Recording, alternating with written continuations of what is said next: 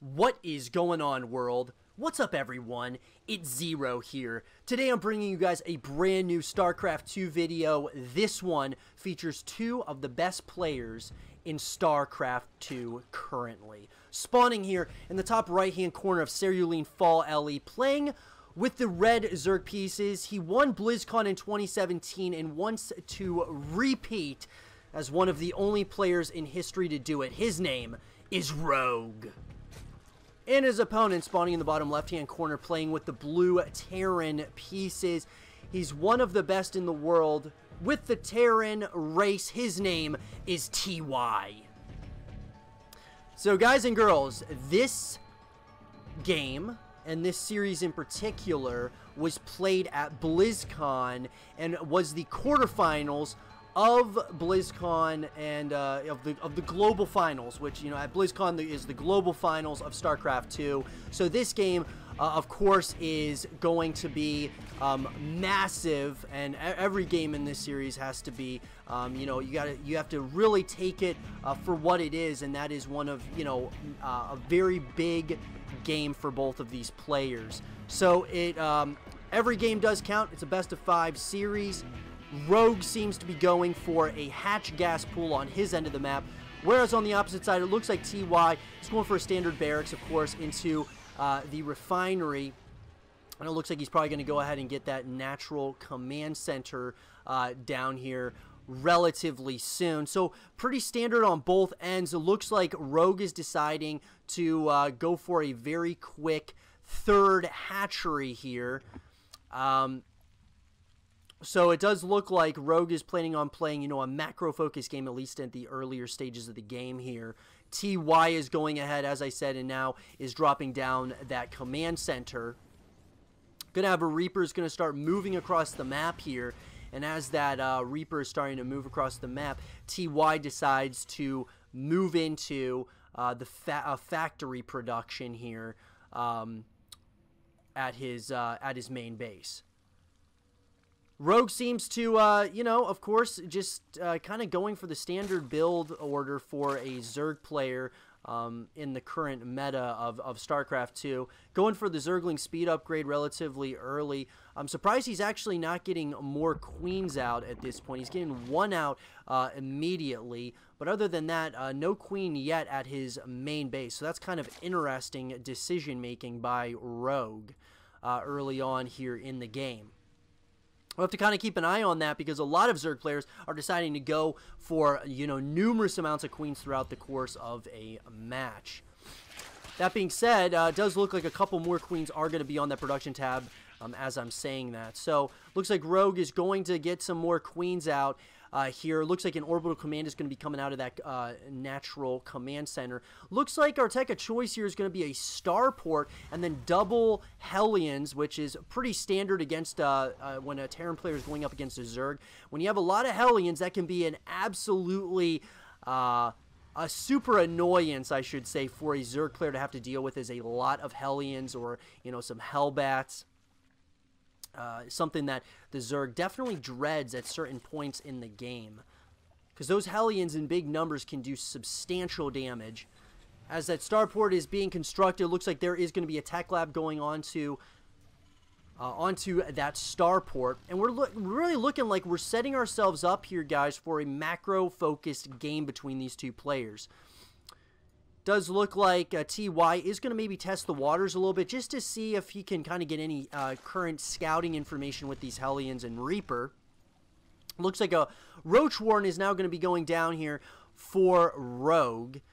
And at the same time, he does have a bunch of queens here at that third base. Looks like he's going to be able to shoo away at all of those units, at least for now. And that Reaper is not going to be able to do a whole lot. Gets surrounded immediately by some of those Zerglings. Very well played there by Rogue. Looks like we are going to get a Raven out of the starport here. I like that decision making. Looks like another barracks is being constructed here. And that factory looks like it's going to be waiting to go onto the tech lab. So, all that being said and done, guys, more and more drones and SCVs are coming out of both players, so it looks like they're just consistently trying to get their economy going here. for both players. As I said, there is a Raven now out onto the playing field. Stimpak is being researched right now, and now we can see a lair coming out of Rogue. Does have a little handful of Zerglings, you know, kind of near what would be either the third base or fourth base location of TY, depending on which he wants to take as his third. I've been seeing a lot of Terran players decide to go with this particular spot, mineral patches, for their third base. But it does look like he's going to spread out a couple of these Zerglings just to see when that third command center may be going down. Handful of Hellions as well as that Raven are going to try to see what kind of damage they can do. Creep spread is starting to move out now, and I think our Terran player is going to want to kind of keep tabs on that third base. Or I should say on, I'm going to, yeah, I want to keep tabs. But also, it does look like Rogue is starting to move out with some of these roaches. Now we've got a couple of Ravagers that are being morphed in here. There is going to be a Siege Tank in the high ground. Beautiful positioning here by TY. But it does look like Rogue was going to get aggressive, but he has turned around smartly. And as I said, you know, one thing that Rogue is good at is really spreading the creep spread. And I think one thing that TY is going to want to do is kind of keep tabs on that creep spread and really try to keep it back somewhat, because that can really help the Zerg player in the later stages of the game.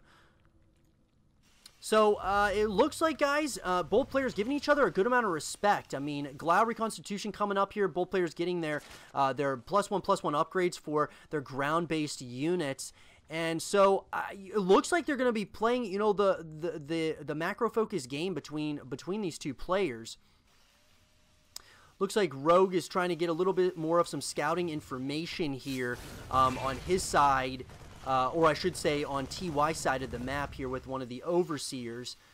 Another thing, of course, guys, that is so critical in StarCraft 2 is knowing exactly what your opponent's doing, or at least get hints at it by what they are doing based upon build orders and such. So, does look like Glau Reconstitution is going to be finishing up here very, very shortly for Rogue. And then the infantry weapons as well as the armor upgrades are finishing up here for TY. I wonder if this is going to get him to push out a little bit when these +1/+1 upgrades are finishing. Does look like he's trying to kind of keep that creep spread under wraps here. And it does look like there is a possibility that Rogue may start moving out here as well. He's getting that fourth base up and running now. Both players really giving each other a lot of respect, though. I really like that. Missile attacks and ground carapace is finishing up here for Rogue, so he might be going in for an attack here once those upgrades do finish, and it looks like that's exactly what he's doing. He is going to start moving in here. I wonder if he is going to try to go ahead and take out as many of these units as possible. It looks like he's going to try to pounce on this army right here and right now on top of all these siege tanks. The Biles are coming in, taking out at least a couple of those siege tanks, and I think there might just be a little bit too much Zerg here right now against our Terran player. Beautifully played here by Rogue. The question is he going to overextend his welcome here at this point in the game? Beautifully played there, and it does look like he is going to continue moving on here towards that third base location. The Raven is giving a lot of value for the Terran player, but right now our Zerg player is doing some damage. Now he's being chased, of course, by a bunch of these Marines as well as the siege tank. I wonder if there might have been just a little bit of an overextension here by Rogue. But as I'm saying that, more reinforcements are coming in for him, and those Roaches and Ravagers are doing significant amounts of damage. Now it looks like he may have to back off here, at least for the time being. Those Ravagers are probably going to get picked up for practically free here. And just looks like a significant back and forth between these two players. It's hard to tell who really won that engagement, because Rogue definitely won it at first, but it seemed like he might have just overstayed his welcome, seeing as how a lot of his army was taken out there pretty quickly, and he has a very supply-heavy army, which is, you know, of course, Roaches and Ravagers here. Now we got Zerglings coming out as well. Now, TY is certainly not out of this game. I think he may have actually won that the second engagement there between these two players. He does not want to go too far onto creep, though. That will be very scary to deal with going onto that creep spread. So, looks like they are trying to kind of, it looks like TY is trying to kind of keep that creep spread as far away as possible, because it is starting to, you know, even go past that halfway mark. Looks like there was a drop ship here, or a drop medevac over near that main base. Looks like an infestation pit's going to be coming up here for Rogue, as well as the Baneling nest. +2/+2 is going to be a research right now, and a bunch of Zerglings are going to be coming out as well. So +2 is going to be started here for TY as well. So, you know, these +2/+2 upgrades are going to be coming up here as well. So, this will definitely help both of these players getting those, both of those, you know, ground-based upgrades. I gotta say, though, I like the positioning that the position TY is in right now. He's in a great position. He's got the upper, got that upper lookout here on top of the ramp with those siege tanks. Beautiful play here so far. Those siege tanks are in such an incredible position, but I wonder, is there going to be just a little bit too much Zerg once again? But it looks like GG is called, and TY slowly takes out Rogue's supply count and takes a 1-0 victory over his opponent.